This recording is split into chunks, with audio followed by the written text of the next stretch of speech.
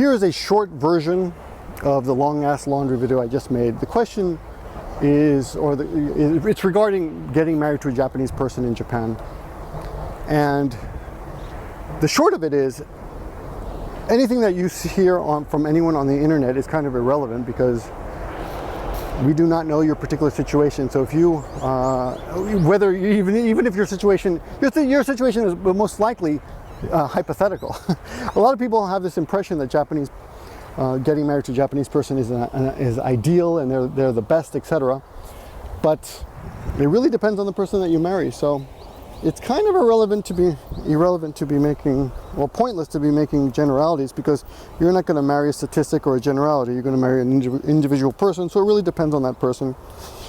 You know, Japanese come in all shapes, sizes, and personalities. So it's all irrelevant. You know, just find that person, and that person's, and on top of that, that person's. Just looking at the river. Sorry, distracted by beauty.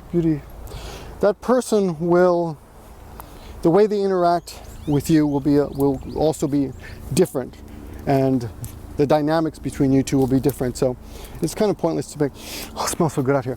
It's kind of pointless to talk about things in general like that. If you want to figure all that stuff up, look up statistics or tons of places online that have polls that tell you how Japanese people feel in general. But again, I think it's kind of irrelevant because Japanese are individuals. He makes some generalities about divorce in Japan. It's still a taboo. Yeah, I guess, but I know a lot of people still get divorced, and that taboo does not really carry over to foreigners. So he says, well, you got to be careful because, you know, it's a taboo to be divorced in Japan. Yeah, but if you're a foreigner, people tend to look at you through different eyes. They will give you a different a pass. You still get that pass. So if you're a divorced foreigner, it's not that big a deal. I know lots of divorced foreigners who've gotten remarried. Having kids changes the whole thing. So that's one thing to remember, that getting divorced here, or having a bad marriage or getting divorced here, and when you have kids, is a whole different ballgame. So yeah, keep that. I guess that's just not you. That's, sorry, let me try this again. That's just, why can't I speak English? I don't speak English anymore. That is something else to consider, and you're not going to be, getting a divorce doesn't just entail the happiness of two people, it's going to entail the happiness of 3 or 4 or 5 people, depending on how many kids you have. So that's something really to consider. I've known people who are unhappily married, but they stay together for the kids, but that happens in every country. People stay unhappily married for the kids all over the world. So that, again, is not uniquely Japanese. Jealousy in Japan, he claims, is a big no-no, but I think no more than a no-no in most countries, though in some countries it's apparently a turn-on. So again, not a big deal. You have to give up your culture, you have to give up your family. Yeah, well, I think people know that. Before you get married, you have to make those kind of decisions, right?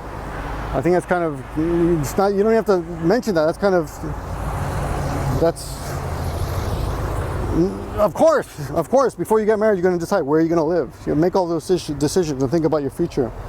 And how are you going to survive? Because another important thing about any marriage in any country is that you have to think about how you are actually going to pay the bills at the end of the day, and where you're going to make that living. Are you capable of making a living in Japan, or are you better off going to your country, wherever you are from?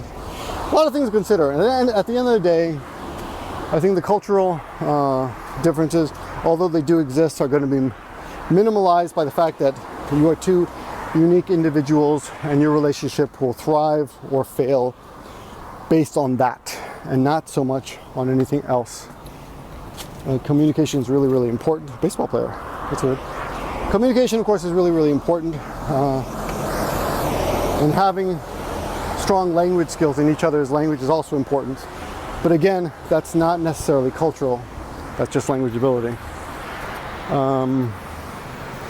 Even though I'm arguably very fluent in Japanese, my wife and I occasionally have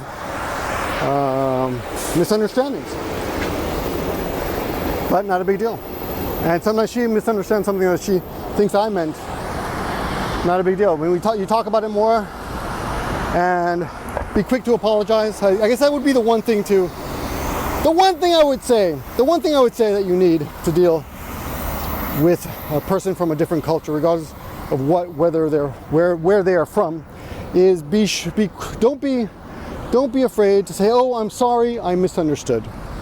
I think that'll help you a lot. So that's it. I finally got some advice for you that's decent. Yeah, that's good advice. Yeah, thanks, Victor. Yeah, be more patient than you regularly would. Be quick to say I'm sorry, and don't be afraid of saying I misunderstood. Yeah, let's try it again. Thanks for watching. Go watch a long ass video if you want more. See ya.